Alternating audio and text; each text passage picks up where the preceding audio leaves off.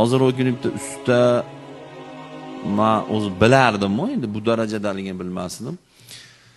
Bitta joyda ishlayotgan ekan, endi og'irroq ish.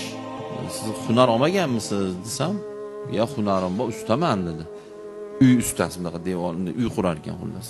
Zo'r-ku. Shunday hunar istirib to'g'risidan bu ish bo'lmaydi erkak kishiga. Qilmang buni desam, qoraga ustachilikni bezillab tashadim deyapti. Bezillaganimdan tashadim bu ishni deyapti. Keyin usta bo'lganim uchun o'zim bilaman, ustachilik yengil kasb emas. Men o'zim devor, beton, tom, patolog, eshik, rom qilgan bolaman men. Yaxshi bilaman ustachilik qiyinligini. Qiyin bo'ldimi desam, "Yo'q" deyapti. "Ishlagan joylarimizdan haqlarimizni ololmayapmiz" deyapti. Tasavvur qilyapsizmi?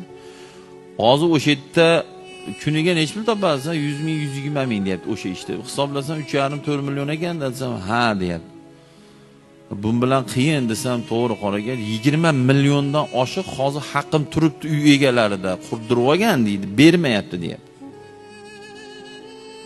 Mana mashinlarda zolimlar siz ham cho'radi, haddidan oshganlar siz ham cho'radi, xiyonatchilar siz ham cho'radi.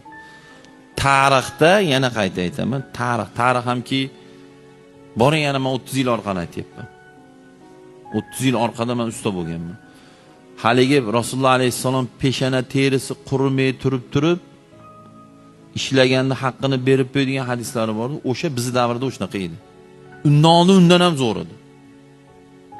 Oxiri men pul berib yurardi. Eng oxiri ish tugatganimizdan keyin zo'r qilib oshit qilardi.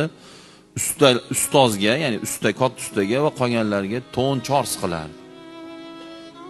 Bunaqa biz ish tugashini kutardik, zo'r ziyofat qilardi. Osh yeb hamma yo'q degandan keyin bir tiyin haqqimiz qolmasdi. Bir tiyin. Shuning uchun xayr bo'lgan, barakot bo'lgan, zo'r bo'lgan. Osmondan qorlar zo'r yoqqan. Yomg'irlar zo'r yoqqan. Suv muammo degan narsa bitta gazetada ham yozilmagan. Hozir suv muammo degan narsa internet tarmoq hamma yo'q to'la. Nimaga suv muammo? Suvshunoslardan so'raylar ekan masalan. Yer ostida ham suv ozayib ketgan. Tog'larda ham muz, qoram oz.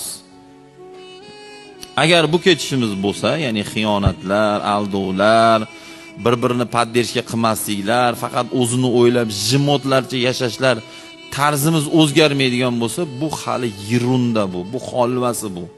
Xudo bundan battar xorlab yuboradi. Ko'zimizni ochaylik akalar. Uyg'onaylik. Xudodan kelgan narsani eplolmay qolamiz.